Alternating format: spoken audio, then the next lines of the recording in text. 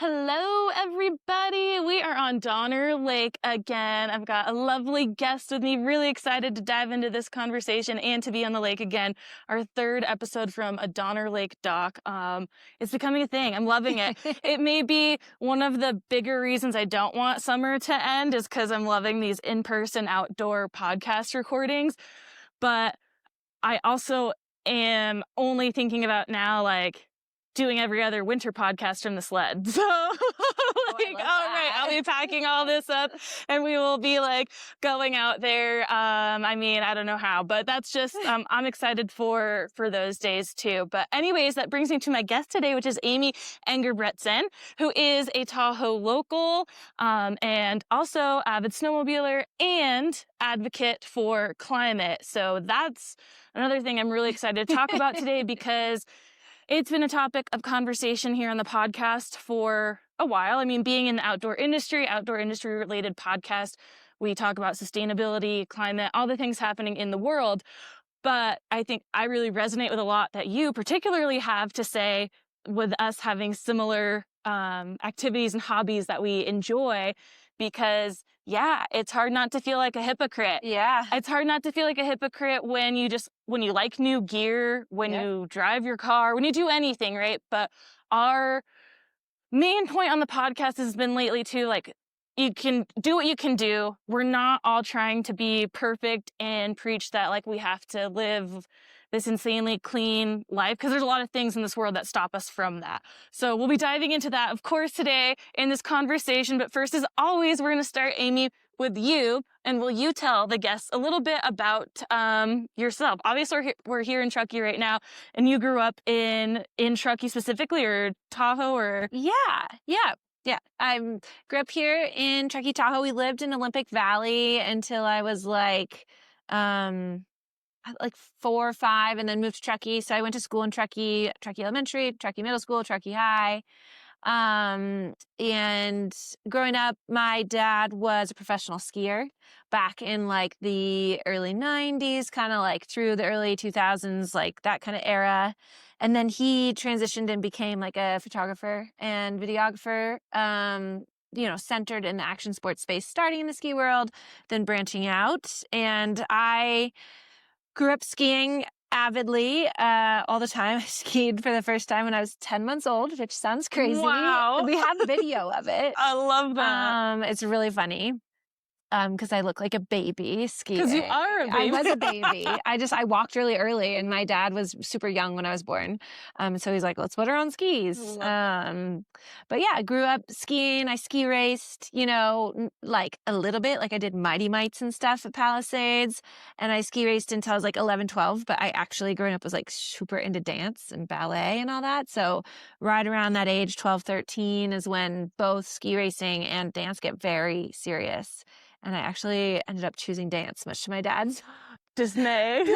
Yeah. But, and dance, I was just skiing, and I was always doing, like, I started doing ski photo shoots and stuff, like, with my dad at, like, 2 years old. Like, we would do, we'd make these, like, fake ski families and, like, ski in formation, like, 90s style for, like, Kodak commercials. And, I've been on, like, I think my first Palisades brochure cover, I was, like maybe 3 or something. But yeah, so always skiing, but I wasn't like kind of the typical professional skier life of like, oh, I've been doing this since I was like this, since I was a kid. I went to college, I went to school for dance, and I got a degree in media management. And then it was like in college, growing up somewhere like here, like Truckee, Tahoe, you're a teenager and you just take everything for granted, like every other selfish teenager, and you just want to get out of your small town. So then I got out of my small town. I went to school first in Arizona, then I transferred to Chicago. And I mean, the Midwest is gorgeous, and living in a city is what I always wanted to do. But then I was like, oh my God, Tahoe's the coolest place on earth. I got to get back. And I think also like with skiing, for us, like it wasn't something like we did as a family. It's like who we were. Yeah. Okay. Right? Like that's a very big difference. So like to me, it wasn't like, oh, I'm really into skiing. Like I am a skier. And it wasn't until I lived somewhere, because people are always like, how did you go to school in Arizona and Chicago? Like the two places you're like never going skiing, basically. And it was like when I removed myself from Tahoe and from skiing, it's when I really like realized that no, I did like really love skiing. I loved where I was from. And like I had more of like a I think, like a disposition for skiing than dance. Like I worked really hard at dance, but like, and loved it. But I think I had a more natural talent for skiing. And I just hit up my dad right before graduating college. I was like, what if I like move home and move in with you? And I like start doing a couple comps and try to get sponsored. And I have like the only parent on the face of the world that's like, yes, Yeah. what a sick idea. Graduate college and become a ski bum. Not that like, no, go get a job first, Yeah. or like you can do it for a year and then why don't you go use your degree? Yeah, No, I dad love was not that. like that. Dad was stoked. But yeah, and like it somehow I think I had an interesting perspective going into my ski career because I watched my dad's ski career. Mm-hmm. I watched him work really hard at it. I know that having a kid made it harder. And I watched him like struggle with being a great skier, but not being great at like marketing himself and thinking that being a good, maybe the best skier was like enough. Mm-hmm. And so I went into and also like growing up in Tahoe, like being a professional skier, which is like, that is what I do. I'm a professional big mountain skier somehow, years later, still working. But I've seen so many people either try to become professional skiers and fail, or become professional skiers, have it not lead anywhere, not know what to do when their career's over. Like, I think I had a very like not glorified vision of what being a professional skier actually looks like, because being a professional athlete is tough. And being a professional athlete in quite a niche sport is also tough, a sport that's super dangerous. And then being a woman in that space is just like so many compounding factors there.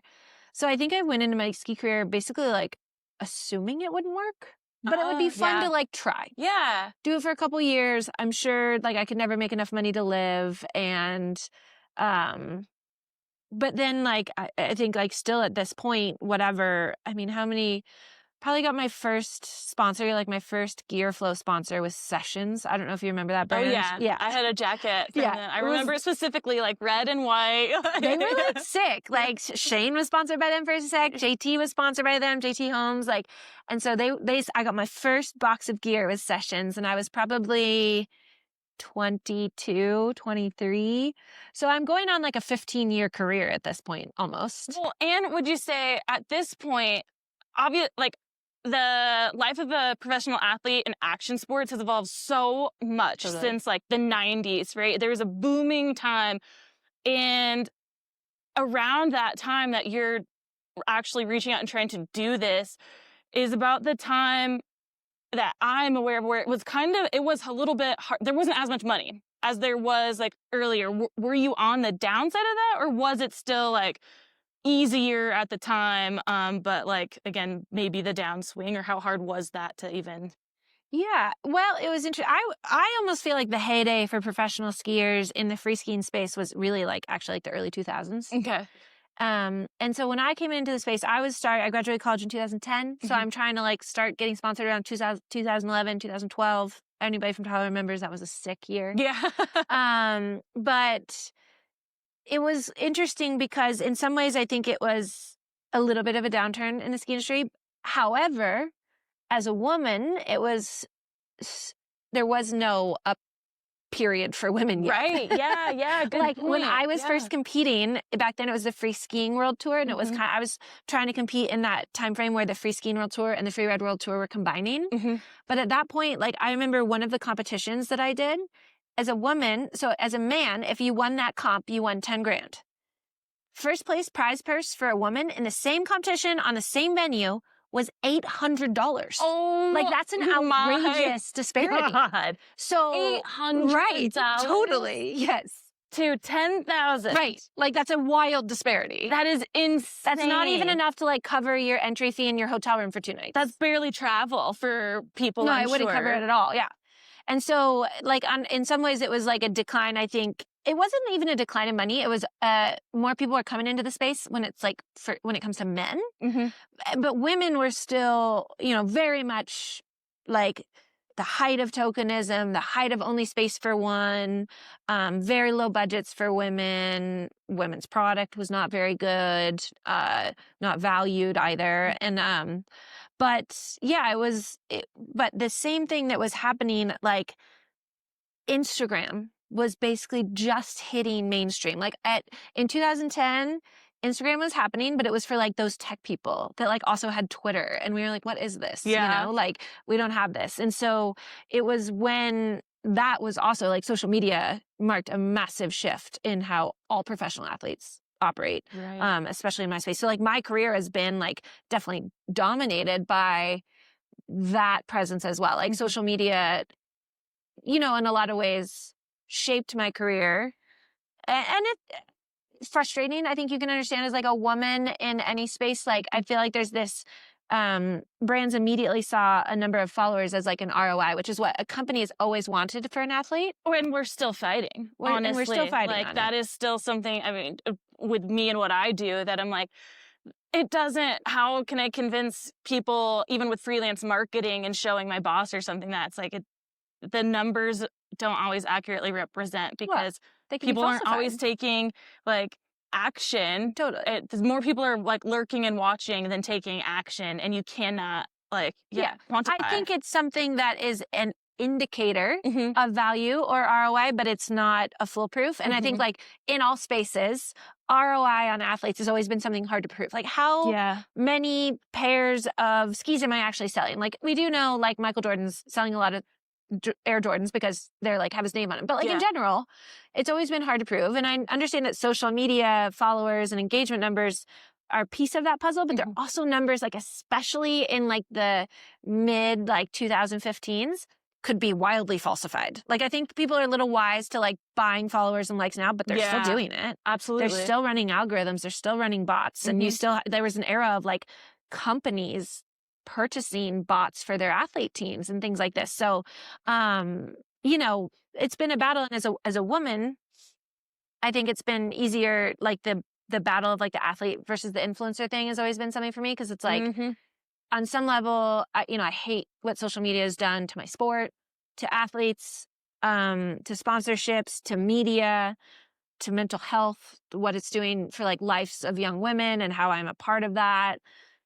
And social media has probably enabled my career to last quite a bit longer. And it's opened up a different revenue stream. And more than anything, the thing that like, I think is actually a gift as an athlete at all, but especially as a female athlete is like, at least now with social media, like I have a say and control over like what people see and know of me. Yeah. Versus like pre-social media, like your story was always being told by some editor, some writer, some marketing person, typically a man.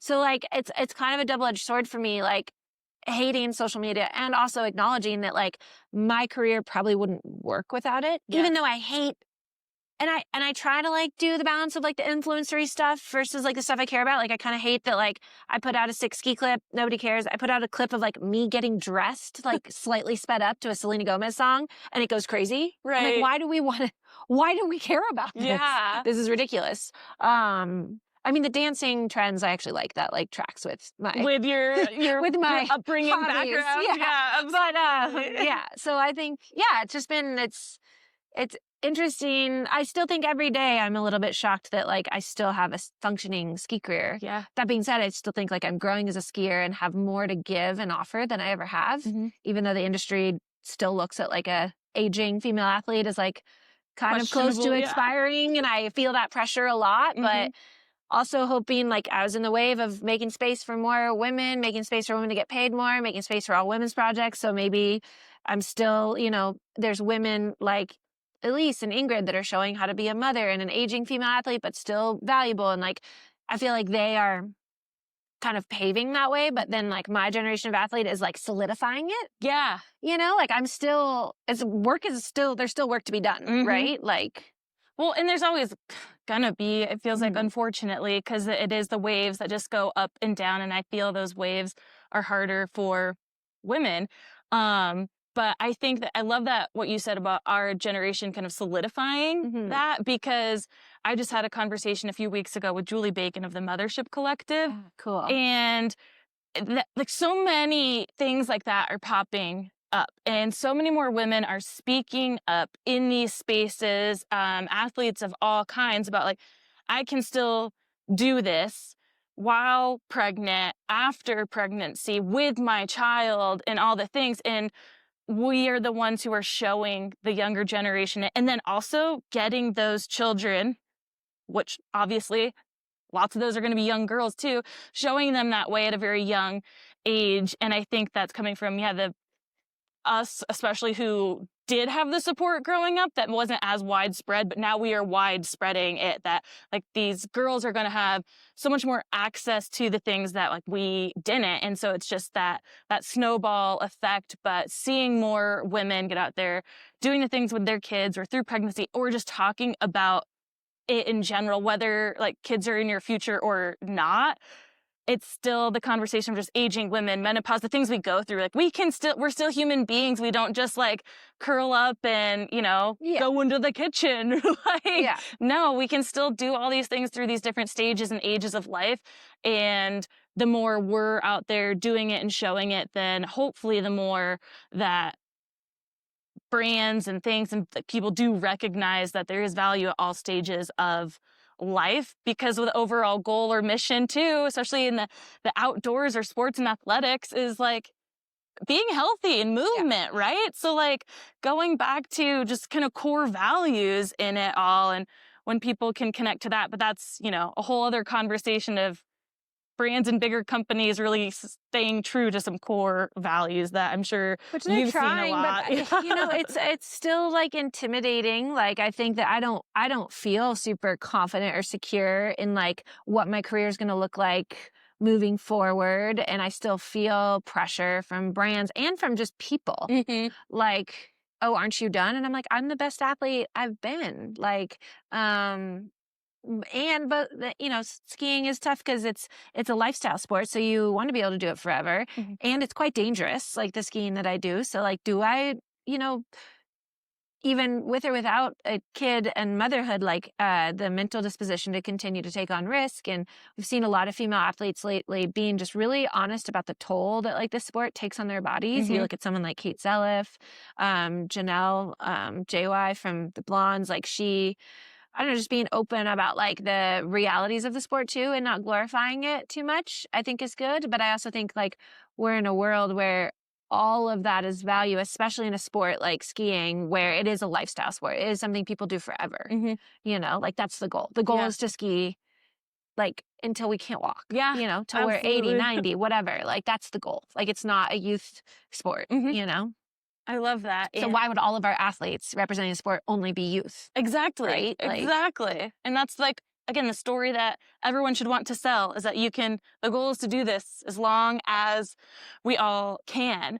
And okay, so since you moved back, you became a professional skier, still are. And I'm assuming once you moved back full time, like, did you ever leave again during your career and like try to live anywhere else as you were skiing professionally? Or was it like Tahoe's the home base and you're traveling obviously for competition or shoots or things like that? So like the first 2 years I moved back, one was a good year, one was a great year. Then we went into 3 drought years. Yeah, that's when I moved here. 3 years in a row, KT22 at Palisades did not open. Oh, and so you can't really be like trying to be a professional skier when there's no snow. So in that time, I ended up spending a lot of time in Utah for the first winter, just kind of couch surfing.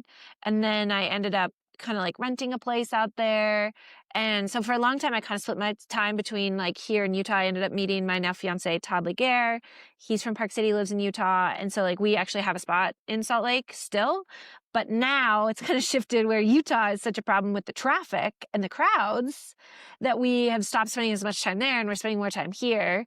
But the reality is for like, especially the last like 6 to 8 years, so much of my winter is traveling, and I've had the goal the last couple winters to like try to be here more. And that's a goal I want to work towards. I'm already getting my winter schedule sorted out and it looks like I'm not going to be here at all. Oh no. And like, that's the sad thing is like, I spend so much time on the road going to all these amazing places and really Salt Lake, like Salt Lake has great snow, but it's easier to travel from there, like driving. Cause like you said, I sled a lot. So a lot of times I'm bringing my snowmobile. So I'm driving really far and Salt Lake's just way closer everywhere. Definitely can't check a snowmobile. I also like to travel with like a million pairs of skis. Yeah, absolutely. But, yeah, I spend like a ton of time on the road, but I still trying to get to a place to be here more. I mean, it's a little fickle in Tahoe. Winters can go seems like they're all or nothing. Like I would just love like a couple medium winters in a row would be great. Yeah, right. But it's definitely a goal I have like in the next few seasons is to just continue to try harder to be here and ski here more. When did you transition from competing into just, are you still filming, or is it like filming for production companies? Because that's also a big shift we've seen in this industry, is like how big these big films were versus now, because of things like the evolution of social media and whatnot, that a lot of athletes are just making their own content for their own channels. What does that look like for you today in that scheme of things? Yeah, I mean, to be honest, I actually didn't compete that much because I was in this weird era where the two comps were merging, and it was kind of like a weird no man's land for the couple years it would have been like my peak competing years. I also didn't prefer competing that much, and I wasn't getting a lot of support from my sponsors to like go compete. So I kind of transitioned to like shooting and filming like right away. Okay. And was immediately like getting covers of magazines, and because that was very important and big deal back then. I think to me it still is, but it's less valued now. And then I got in with Warren Miller pretty quickly, and I filmed with Warren Miller a bunch, did some projects with TGR. But for me, I kind of have always been the person in my entire career that's not really like waiting for the phone to ring. Like I'd rather like make the calls. Yes. Oh, I love that. When I did go to college, the degree I got is in media management, and I emphasized in producing and directing. So it would only make sense. Like had I not been a professional skier, I would have like gone into the production world of some sort for sure. And so just like applying that to skiing, I feel like I started making fairly like robust personal projects like from the get-go. Like even my early days of Warren Miller, you know, you film with these companies and you put all this effort in, and these brands put all this money in, but then they use like 10% of the shots, and inevitably they never use the shots or the lines that you are the most proud of. So I would go to Warren Miller, I'd say, hey, like, what's all this footage doing just sitting on a hard drive? Like, can I make a little edit?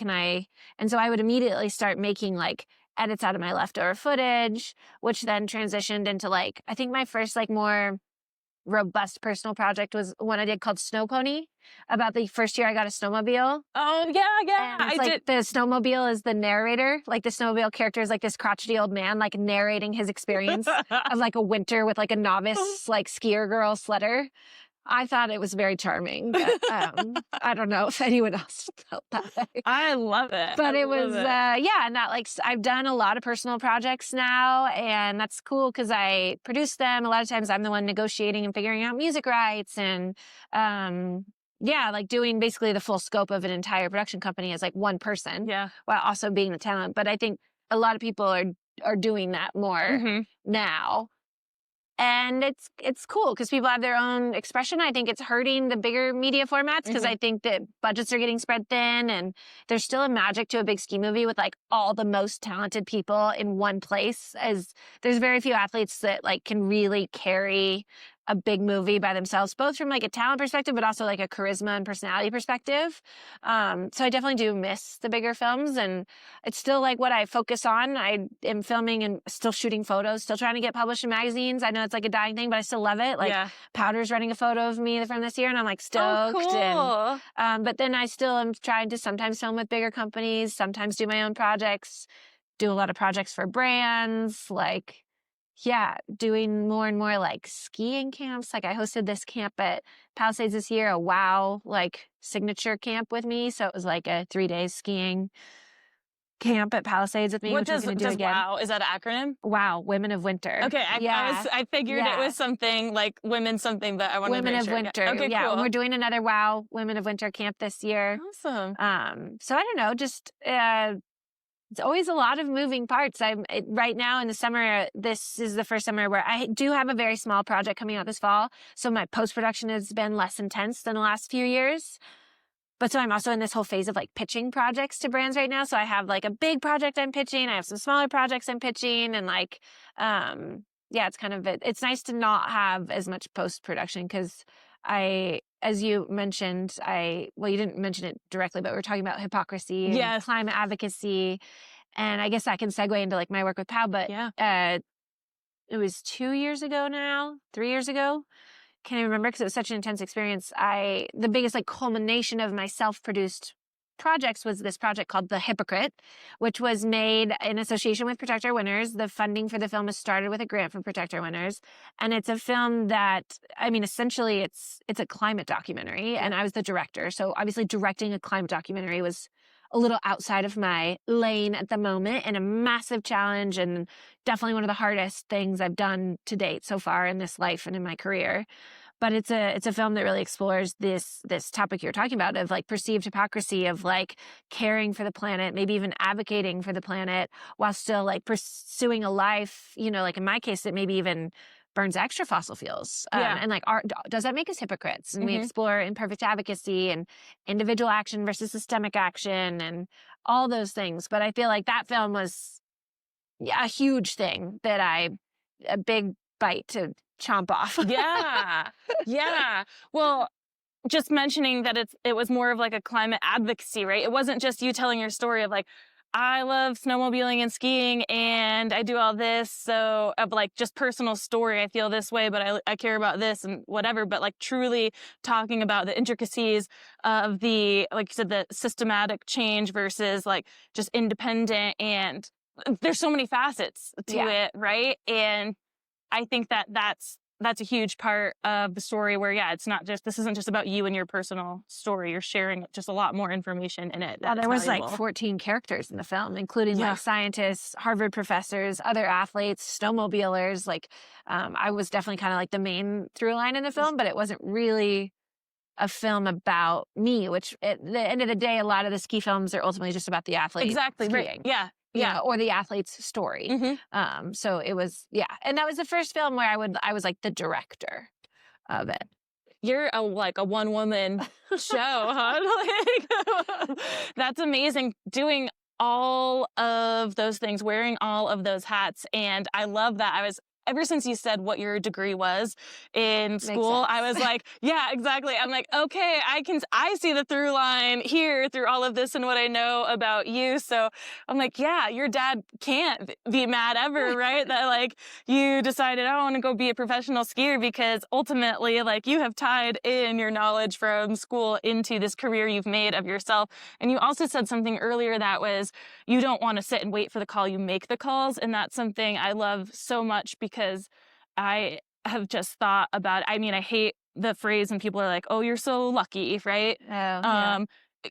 Look, we are not going to sit here and say that we haven't had privilege that many don't. I think that, I mean, I've not to put words in your mouth, but I cannot say that I know that I have had privilege in how I grew up or the opportunities that I've had that some other people don't. But I also did work for everything that I have. It wasn't just given to me, and I went and made opportunities. Like, I firmly believe that opportunities are not just given out. You have to go and create them. And it sounds like you have a similar point of view, and especially, again, as women in the things that we're doing that aren't typically like women forward. Again, they're becoming more women forward. There's a lot more women doing all these things, but I think growing up having this mentality, that's just how I was and how I remain to be, that like, I don't know, I'm just going to go make it happen, not wait for it to happen or not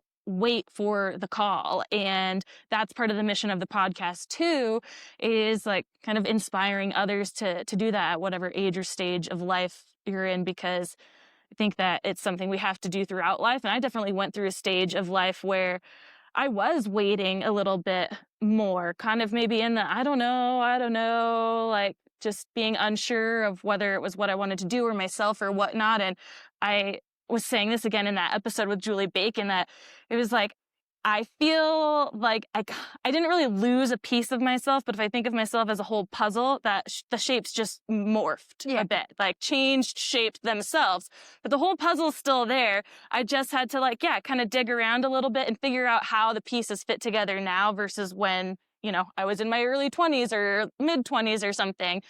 But I just love that you're out there doing all of this, like, knowing you have the skills and the knowledge and you're just going to make something happen. and not wait for it to happen. And I think we all should do that. Yeah. Absolutely. And speaking of Hypocrite, though, and creating this film, becoming the director of this film of your own, where did your advocacy or involvement with Protect Our Winters start? What happened in your life or career that made you realize it was something that you cared deeply about and needed to like get your hands in there? Yeah, I mean, I had kind of been aware of Protect Our Winters from kind of the beginning, growing up in Tahoe, living in Tahoe, knowing Jeremy.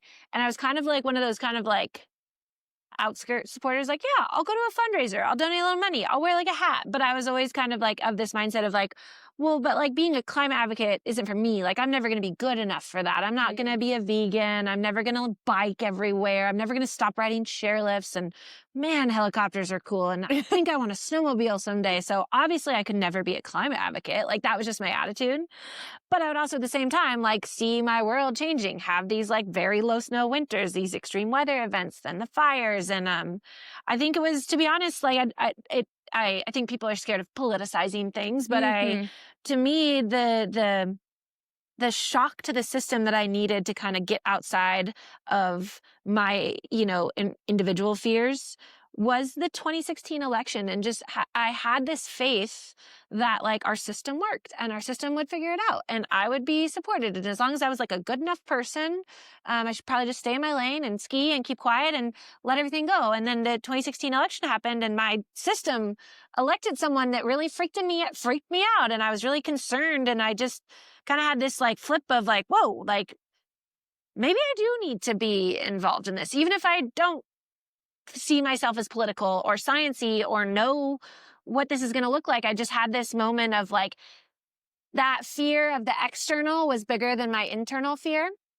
in that moment. And so I just reached out to Pau. I was like, look, I don't know if I fit this mold at all, but like I feel called to do better.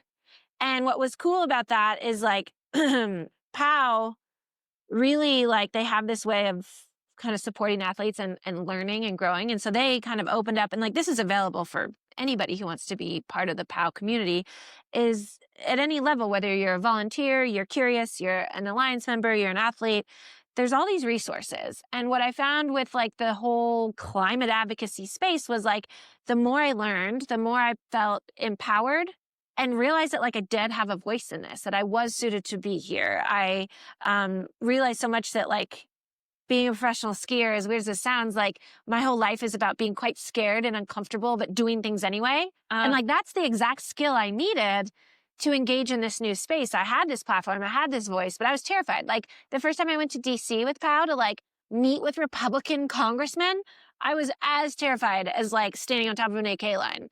Like literally I sweat through my like, whatever, like khaki Power pencil suits. skirt. Yeah. Major wardrobe malfunction. But like, I think that like the more like I knew, the more empowered I felt to like realize I had skin in the game. And I, Pau talks so much about this thing called the outdoor state, which is if you gather up everybody in the US that participates in outdoors, you get this number, 175 million people are part of the outdoor recreation economy. And that economy is massive, first of all, generates a ton of money. Because like, I think of like, oh, I'm a skier. What am I going to do about the big, bad, rich fossil fuel industry?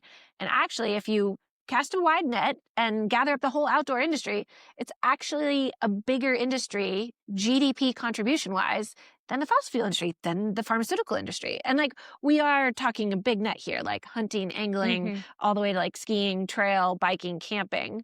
But I just learned that like, I had a voice in this, my community had a voice in this. There was untapped like power that like people didn't realize. And so I just felt that like, and I also learned that like, I learned so much about like how me as an individual and living an examined life, doing the individual things I could mattered, but the real difference was in systemic changes. And that's like massive overhead. Like I realized, I mean, one of the things we talk about in the film that was like a massive eye opener for me is I got to meet Amie Engerbretson. She is a professor of the history of science at Harvard. She wrote this amazing book, Merchants of Doubt. I got to meet her through Pau. Watched her movie, her book was turned into a movie. And basically she discovered that the fossil fuel industry had hired the PR company that the tobacco industry used for years to peddle misinformation about the effects of cigarettes. And this exact same PR company had gone and like basically put together a tobacco industry playbook for misinformation campaigns and peddled it to the chemical industry, all these different industries, one of them being the fossil fuel industry. So this idea of the individual carbon footprint is actually a term and an idea that was created by people paid by BP Mobil, like by the fossil fuel industry. And to me, that blew my mind. And it's quite smart, because what is the most effective way to control human beings? Guilt. So if we make it feel like it's so much your problem, you are going to be so shrunk in that guilt that you're not going to look at what the real problem is. And like one stat that I show in the movie that really illuminates this is you would have to live 58 million lifetimes as an individual to emit in those 58 million lifetimes what Shell emitted in 1 year. So even that kind of scaled, like I can stop driving. I can become vegan. You could do that. This whole town could do that. We could eliminate heli skiing from the face of the world. We could eliminate skiing from the face of the world, and we're still going to deal with climate change. Yeah. And so like, to me, once I learned that, it expanded my growth potential. And I just felt called that I was like, if my community could know this, and like, again, not like another climate change movie by Patagonia about some vegan climber. Yeah. No offense, that works. But like, I wanted to make a film where I just wanted to like address the elephant in the room. And like, I'd been called a hypocrite in DMs on Instagram for years. And I was like, let's talk about it. Yeah. Are we hypocrites? And that's why I was like, let's make a snowmobile climate change movie. And people are like, what? But the reality is like, there's also like such a misnomer about snowmobiling in that like, I mean, we don't use that much gas, to be honest. I use less gas on a big day snowmobiling than I do sitting in traffic getting up Big Cottonwood Canyon or Little Cottonwood Canyon. But again, it's also not about that. And I feel like the snowmobile community has been ostracized, and like there's such a rift in the outdoor state in general that like what I love about the snowmobile community is the camaraderie, the help, the lack of like condescension. Like I was a new snowmobiler, and these like lifelong like sled necks would roll up, and I'd be, in some tree well. And they'd be getting you out. And they're getting me out, and they're helping me. And so I was like, if we could come to any problem, like the way a group of sledders like approach a stuck snowmobile with positivity, like gumption and teamwork. Yeah. I was like, these people need to be part of this conversation. And we're wasting our time fighting about like who gets to use the forest or who's using slightly more or less carbon, when like we should be working together, because like who cares who gets to use the forest if the forest is going to burn down? Yeah, exactly. And that is, there's so many touch points there for Sorry, me. All the way off. No, I love it, but it's just like, it resonates with me so deeply with what you said from the beginning about not feeling like, almost like you were enough or had enough of a voice or could make enough of a difference in anything. What it was is I didn't feel like I was perfect enough. Yeah. And I was never going to be perfect. Yes. And you mentioned this in the beginning, there's this idea of perfection in any walk of our lives hinders progress. Yeah. And like, if you're constantly striving for perfection, you're not getting anywhere. So like, that's this imperfect advocacy people throw around all the time. It's like, this is not a perfect solution. Yeah. Nobody's going to be perfect, but that doesn't mean we don't get to be part of the solution. Yes. Yeah, exactly. I love that. Imperfect advocacy, because it's incredibly hard to live. What is that? What is perfectly? Again, in our society, it's really hard to do that, to really do anything that doesn't emit any carbon emissions and even if you did, it wouldn't make a difference. Exactly. Actually, if Shell's still going to be, there's so many more bigger things that need to happen. And I mean, that's where it's like, we can only do what we can do. We're not telling everyone they need to be perfect. And perfectionism stops us from a lot of things in life, like you just mentioned. It could be why people don't take the leap into starting a business, making a life change, anything, because they're like waiting for everything to be perfect, and it's just never going to. But I felt that way a lot too. Like, okay, well, I live this lifestyle. We'll just be deemed a hypocrite if I am standing up for this or that. But it came to the point around that same time, 2016. And I think, again, for a lot of women specifically, it hit because we literally saw the rug being pulled out from under us and going back into like, hold on a second. Like, things I never thought in my life would change are changing. How are we going literally backwards in time? Yeah. And I think that opened the doors and eyes for a lot of us of like, it is time. Actually, we do need to take action. So it's been in my mind since 2016. Definitely like didn't take a lot of action there, but was paying more attention. I feel like this last year though was like the straw that broke the camel's back of like, this is fucking crazy. And I no longer really, care what people might call me or think of me for saying, well, you can't stand here because you also stand over there or something. And with the outdoor panel that you came to in Truckee, I mean, I approached Katie Hawkins with doing that because I was like, look, I love my snowmobiling community and I love the backcountry skier community and I love the fucking snow. So like, why can't we come together? Why does it always have to be just a battle against like motorized users versus non-motorized users for access when if there's no access at all, no one wins. Well, but this is what, like, this was the plan. This was the plan, is to get us so busy pointing fingers at each other and figuring out how to blame each other so we feel less bad that we're not all collectively pointing fingers at the actual problem. Right? Like, and it's crazy how effective it's been. And like, to me, it's just the hope that the more we can all just see the bigger picture, we can like lay our fingers down a little bit at each other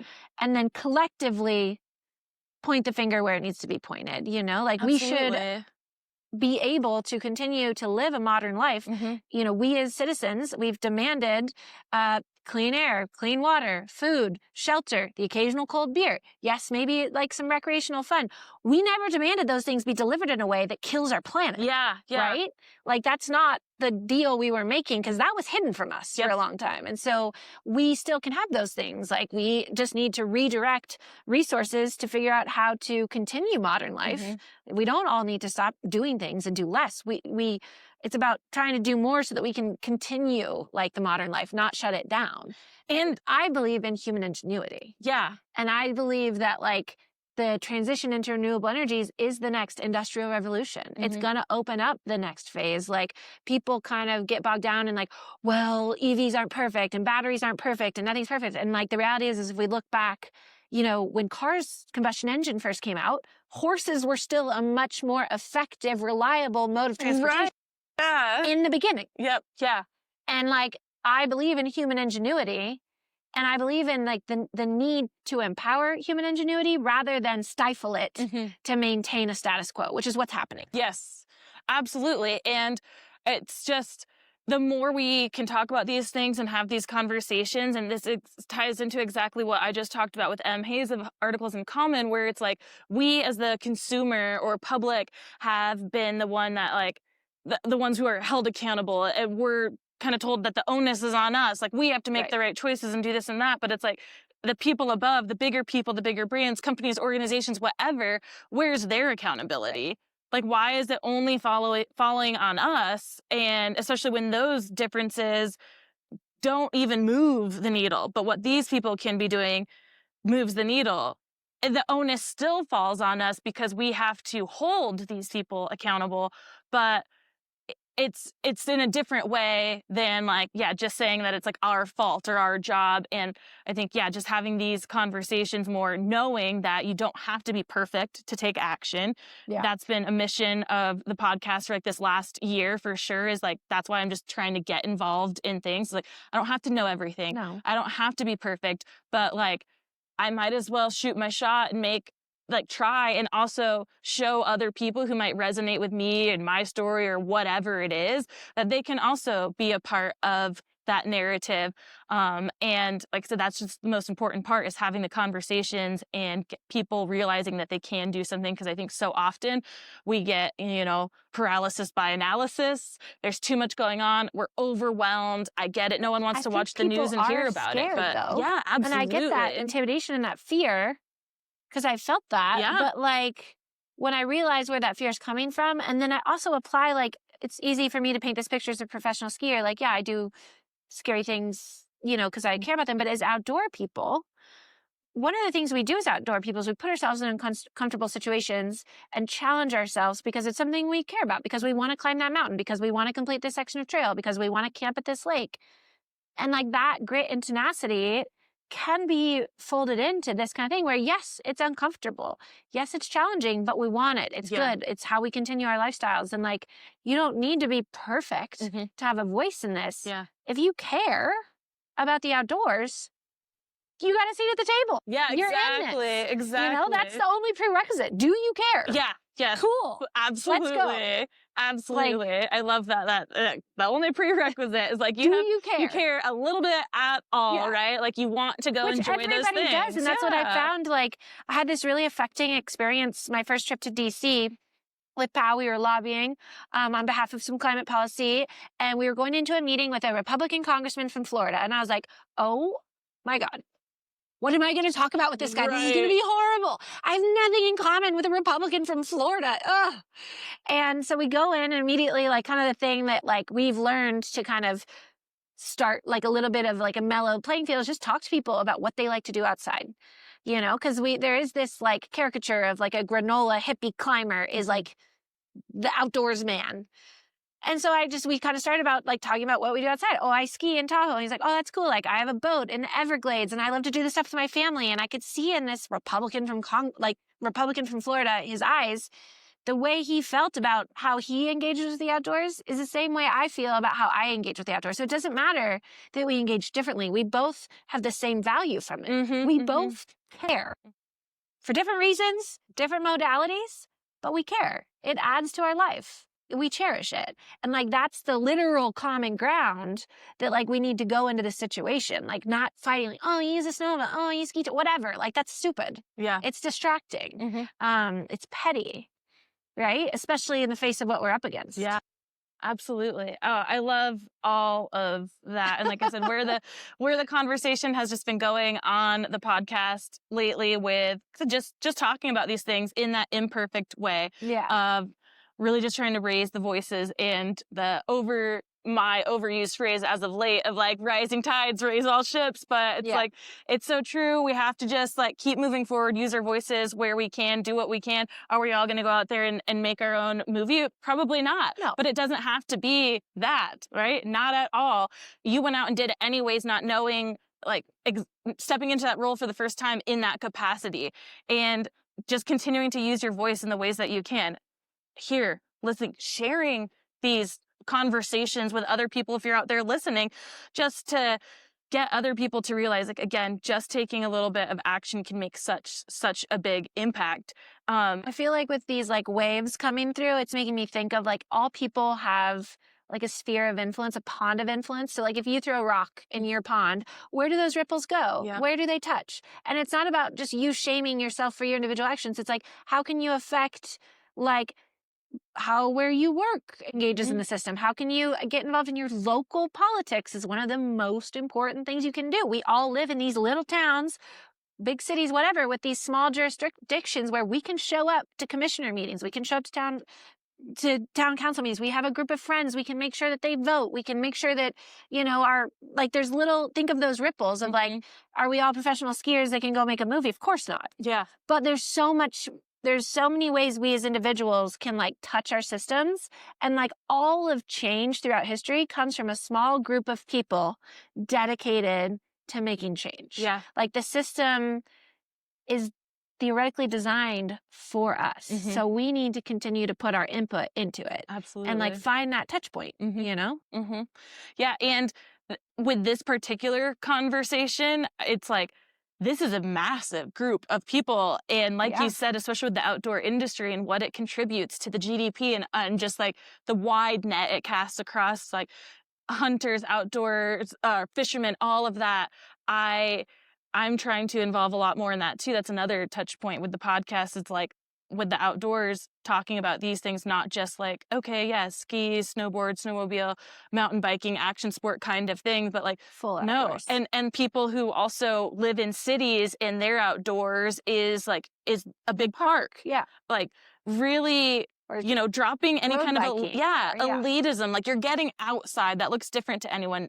Again, like you mentioned with the congressman in Florida, like your modalities may look a lot different, your interests may look a lot different, but the value it brings to your life is similar. Yeah. It's the same. It's like, that's the point. And we don't need to care about what it looks like for us. We just need to know that the value that it brings to our life, and that should be enough to like, carry us to making some kind of step or contribution. And it could be so simple. Like I said, sharing articles, having a conversation with just like a friend, like, you don't have to attend those town council meetings, but if you can, like, sure as fuck do. Like, Yeah. I keep saying and putting out there into the world that like, I'm going to run for town council. So Same, let's do it like, together. yeah, absolutely. It's just like, cause I'm at the point of like, whatever, man, Yeah. again, might as well shoot the shot, because I don't see what I want to see. I don't see the representation I want to see. So why don't I just go like try and be it? And if it's not me, I don't care. It's not about like going out and winning, but like to show other people like, no, this is what we're looking for. And we'll get the right people in there. And it's just, again, really reminding myself of that. It's imperfect, and that's okay. I think people are really scared of politics. Yeah. And like, unfortunately, like political will is how we solve this problem. Mhm. It doesn't get solved by recycling. It doesn't get solved by becoming vegan. It gets solved by political action. Mhm. And one thing that helped me, because I didn't grow up in like a super political household, I would never see myself as very political, but someone defined politics to me one time as politics. The definition of it is anytime you make a decision with 3 or more people. By that definition, we all have experience in politics. Absolutely. Numerous, like so much experience with politics. And so like, to me, it's also about like destigmatizing politics as well, which is, to do that, you have to engage with it. Yeah. And it's not as scary as it seems. Like calling a senator, writing a letter, showing up to a town council meeting, voting, number 1. Yep. Vote all the way down the ballot, number 2. But like, try to start engaging in it. And it's like anything, the more you do it, the less intimidating it is. You don't go out and start skiing on a double black diamond. Mhm. You start in a green circle. Yeah. And then you progress up. So you don't start by like, oh my God, I'm going to run for president. Yeah, exactly. Exactly. But you do start like, I'm going to like sign up and write this like pre-written email to my senator. Yeah. Or, I'm going to call my senator and I'm going to just read this script that has power on the website. And I'm going to realize I'm just talking to another human being. Like these politicians are just people that we've loaned our power to. Yeah. So we should continue to engage with them. And it is scary. I don't want to like downplay that. It's scary. However, we can do it. Yeah. Like 100%. And I mean, thinking about it in that way of like 3 to 4 people, that small group, that can make it, like politics, it could be as simple as a local like board, an organization that has a board, like getting involved in that just to start learning how to kind of interact with people in that way, board of directors type decision making, how that process might work. I joined the board of my HOA for this exact reason. Yeah. A, I was concerned about how my community was being run. B, I felt it would be a good experience if I ever wanted to run for town council. Yes. C, it was like a way to touch the system that I'm a part of. I'm giving these people my money every month. The most local community that you're in. Yeah. Yeah, that's something I've thought about too. We don't have a lot going on in our HOA, but I'm like, absolutely it's joining in with the system. Exactly. And, you can complain about these systems or you can get involved with them. And just trying to destigmatize that a little bit too. I love that. I know you said you didn't grow up with in a big political family or background or anything. My dad was always like a hardcore advocate because he's a union guy. But so I had a little bit of that just in my mind, but really it was just like watching this like laborer go to work every day for his union and always fight for something that was broader than him. It wasn't just like his benefits, right? He was always fighting for the people. And so I always had a little bit of that like in me, seeing my dad do it from the time I was, born. Totally. But I'm sure I know the answer, but becoming a professional skier, like, could you have ever seen yourself being involved in anything more than skiing? Like, was there anything, did you ever have a vision outside of what skiing would look like? No, I mean, I definitely would have never we have this conversation 8, 9, 10 years ago. Be like, Amie, you're going to like top line identify yourself as like a climate advocate. I would have been like, get out of here. No way. That's not me. Again, it goes back to like kind of not thinking the ski career would work. And so like, I'm still in like an inventive phase where like the climate advocacy thing has been great. Cause it's like, I would have never thought that for myself. But then like this skill set I honed and developed to be a professional athlete and skier is this skill set that applies super well to like all of these other things I'm doing around climate. And like where that goes, like, did I ever see myself like, oh, someday I kind of want to be mayor of Truckee? No, that's not who I ever thought I was. But that's what happens when you talk about like your puzzle pieces, like fitting into place and then morphing and then refitting. And like the more I learn in my life, like that's the fun thing about getting older. Like people always, I think as a woman, you know, you're constantly like, oh, I wish I was 20 again or whatever. And I'm like, do you though? Yeah. Like think of how much more you know now than you knew then, and like how much that's increased the value and positive experience of your life. Yep. You know, like, yes, there's things you learn that are scary and there's things you deal with that are hard. And I know myself so much better. I know so much more about the world. And so like, no, I never would have seen it coming. Yeah. And I think it's a fun phase. I have to remind myself to view it as a fun phase to see where it can go next. I love that idea of being just like in the inventive stage and kind of always being in that really. And that was something also when you said it in the beginning of, you didn't have expectations really of being a professional skier because you saw the hardships of it and just had just other kind of questions or doubt maybe. And it's obviously great to have like high expectations, right? And shoot for the moon. But I also think there's 100% something to be said about like, going into something without high expectations, because a lot of times like that's also when things just kind of flourish. You're just like, again, just giving it a try without putting all your eggs in that basket.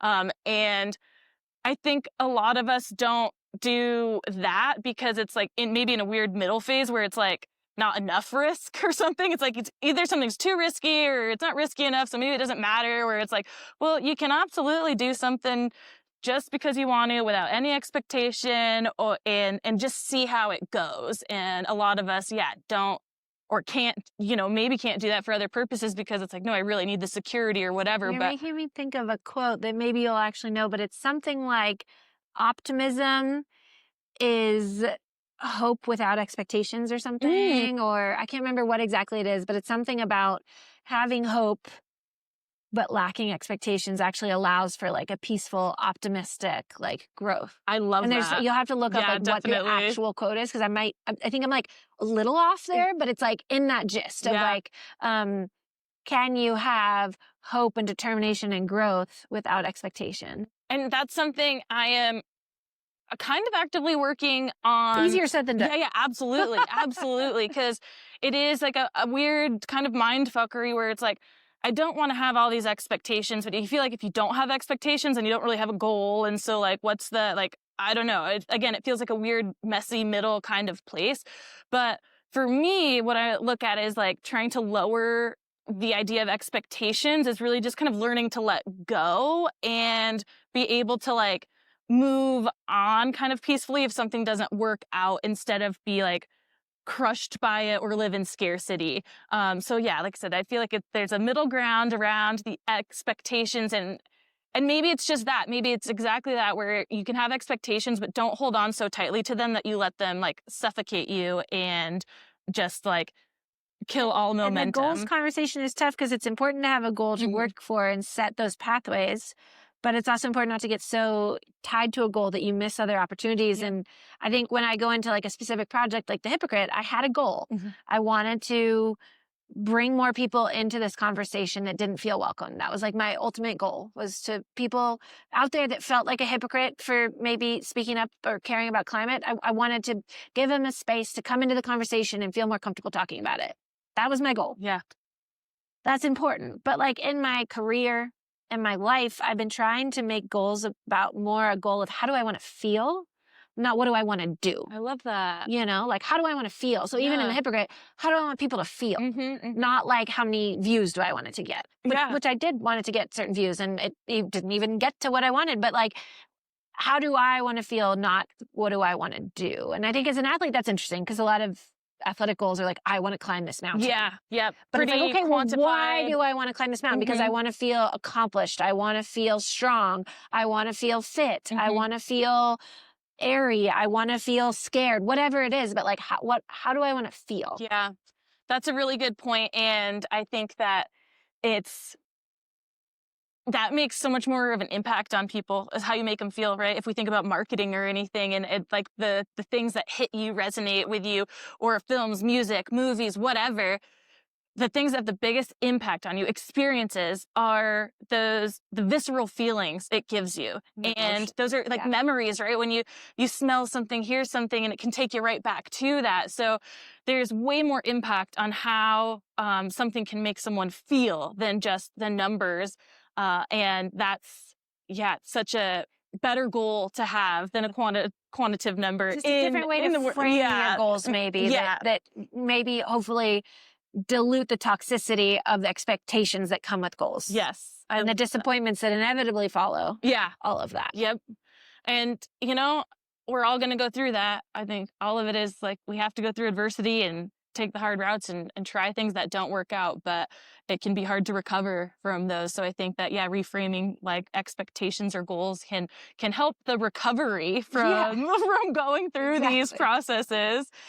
Before we wrap up here, I'm wondering if there's like any projects on the horizon that you want to talk about, or anything else that you might want to leave the audience with. I know we've touched on a lot and left them with some really great stuff. But I will have a short film coming out this fall. I don't even know what it's going to be called yet. I'm thinking it might be called Daydream. It's about a really cool experience I had in Alaska this spring. So that'll be coming out, and that'll be fun to watch. But I think in terms of the climate stuff, something that's right on the horizon for after this comes out is POW is part of this big initiative that Bill McKibbins has started called the Sunday. So it's on the fall equinox, which is September 21st. And it's basically this big day of organized action around renewable energy. And so there's a lot of different ways you can get involved with that. It's kind of it's like the next like kind of climate thing. I think it's really hard to be like, I personally even finding it hard to like keep fighting the good fight. With like the amount of like negativity and headwinds that we're facing in the climate space. However, we just got to keep chugging along. And I think the next thing that we can do, the next opportunity to come together is this Sunday. So there's going to be marches, there's going to be social media stuff, there's going to be local events. So I think if people want to head to the Protect Our Winters website and check out this Sunday and see if there's a way that resonates for them to get involved, that would be really cool. That's an opportunity. That's the next opportunity we have on the horizon. And I think it's a fun one. I love that. We'll be at Rome Fest on that Sunday, so I'm going to look it up and see what's going on, and I wonder if there's any kind of like organization or something we might be able to do around there, whether that's like a meetup affinity ride or something. It's the last day. I'll have to check into some of that and look it up. So a solar powered dance party in the desert. Yeah, totally. What about that? Yeah, absolutely. We'll get something cooking here up in the brain and figure it out. So if you guys are going to Rome Fest, stay tuned. If you're not, and whether you are or not, go to protectourwinters.com and find out more about that Sunday. Look up the Hypocrite. All those things will be in the show notes. Amie's information, contact website, Instagram, whatever it is that she wants to share for you to follow along with her. And thank you guys all for joining us for another beautiful day if you're watching on the dock here at Donner Lake. Talk to you next week.